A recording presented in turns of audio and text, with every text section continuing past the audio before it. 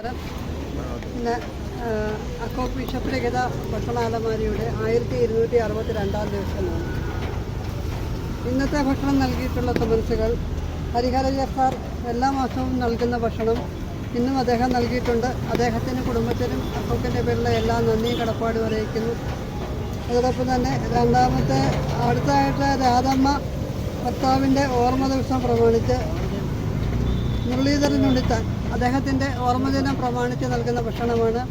അദ്ദേഹത്തിൻ്റെ ആത്മാവിന് പ്രണാമം അർപ്പിച്ചുകൊള്ളുന്നു. അതുപോലെ തന്നെ ഭക്ഷണം നമുക്ക് നൽകുവാനായിട്ട് സഹായിച്ചത് നമ്മുടെ അക്കോക്കിൻ്റെ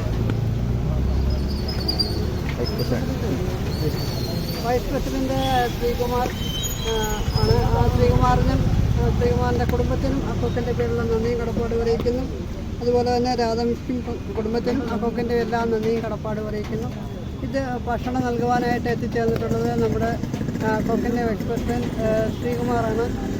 ശ്രീകുമാറിനെ ഭക്ഷണത്തിലേക്ക് ക്ഷണിച്ചു.